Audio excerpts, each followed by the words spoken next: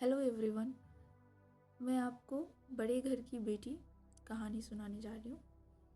बेनी माधव सिंह गौरीपुर गांव के जमींदार और नंबरदार थे। उनके पितामह किसी समय बड़े धन धान्य संपन्न थे। गांव का पक्का तालाब और मंदिर, जिनकी अब मरम्मत भी मुश्किल थी, उन्हीं के कीर्ति स्तंभ थे। कहते हैं इस दरवाजे पर हाथी झूमता था।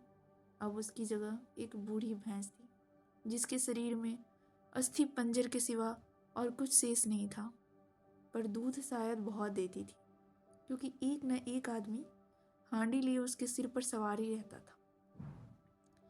बेनी माधव सिंह अपनी आधी से अधिक संपत्ति वकीलों को भेंट कर चुके थे। उनकी वर्तमान आय 1000 रुपये वार्षिक से अधिक नहीं थी। ठाकुर साहब के 2 बेटे थे। बड़े का नाम श्रीकंठ सिंह था। उसने बहुत दिनों के परिश्रम और उद्योग के बाद बीए की डिग्री प्राप्त की थी। अब एक दफ्तर में नौकर था। छोटा लड़का लाल बिहारी सिंह था। दोहरे बदन का सजीला जवान, भरा हुआ मुखड़ा, चौड़ी छाती, भैंस का 2 सेर ताजा दूध वह उठकर सवेरे ही पी जाता था। श्रीकंठ सिंह की दशा बिल्कुल विपरीत थी। इन नेत्र प्रिय गुणों को उन्होंने बीए इन्हीं 2 अक्षरों पर न्यौछावर कर दिया था। इन 2 अक्षरों ने उनके शरीर को निर्बल और चेहरे को कांतिहीन बना दिया था। इसी से वैदिक ग्रंथों पर उनका विशेष प्रेम था। आयुर्वेदिक औषधियों पर उनका अधिक विश्वास था। शाम सवेरे उनके कमरे से प्रायः खरल की सुरीली कर्ण मधुर ध्वनि सुनाई दिया करती थी। लाहौर और कलकत्ते के वैद्यों से बड़ी लिखा पढ़ी रहती थी। श्रीकंठ इस अंग्रेजी डिग्री के अधिपति होने पर भी अंग्रेजी सामाजिक प्रथाओं के विशेष प्रेमी नहीं थे, बल्कि वह बहुधा बड़ी जोर से इसकी निंदा और तिरस्कार किया करते थे। इससे गांव में उनका बड़ा सम्मान था। दशहरे के दिनों में वह बड़े उत्साह से रामलीला में पार्टिसिपेट करते और स्वयं किसी न किसी पात्र का पार्ट लेते थे। गौरीपुर में रामलीला के वही जन्मदाता थे। प्राचीन हिंदू सभ्यता का गुणगान उनकी धार्मिकता का प्रधान अंग था। सम्मिलित कुटुंब के तो वह एकमात्र उपासक थे। आजकल स्त्रियों को कुटुंब में मिलजुल कर रहने की जो अरुचि होती है, उसे वह जाति और देश दोनों के लिए हानिकारक समझते थे। यही कारण था कि गांव की ललनाएं उनकी निंदक थीं। कोई कोई तो उन्हें अपना शत्रु समझने में भी संकोच न करती थी। स्वयं उनकी पत्नी को ही इस विषय में उनसे विरोध था।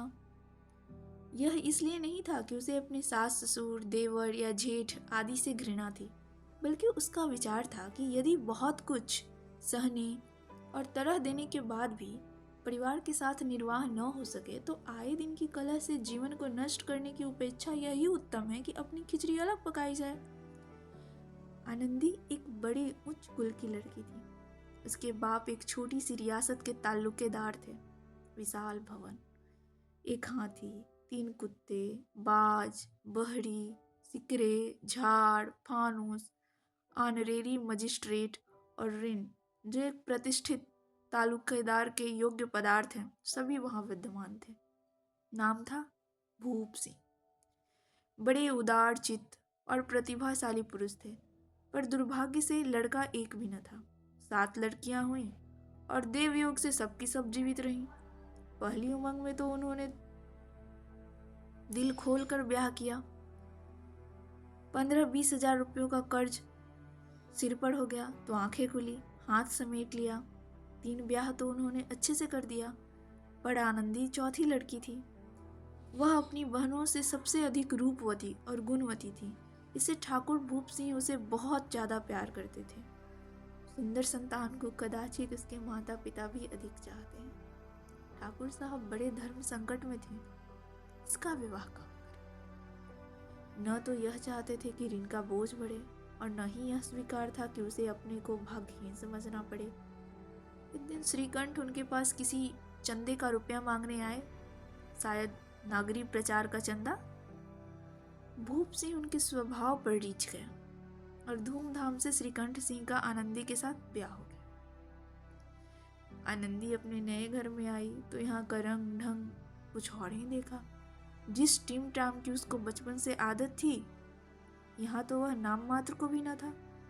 हाथी घोड़ों का तो कहना ही क्या, कोई सजी हुई सुंदर बहरी तक न थी यहाँ। रेशमी स्लीपर साथ लाई थी, पर यहाँ बाग कहाँ। मकान में खिड़कियाँ तक नहीं थी, न जमीन पर फर्श, न दीवार पर तस्वीरें। यह एक सीधा साधा देहाती गृहस्थ का मकान था। किंतु आनंदी ने थोड़े ही दिनों में अपने आप को इस नई अवस्था के ऐसा अनुकूल बना लिया मानो उसने विलास के समान कभी देखे ही ना हो। Thank you.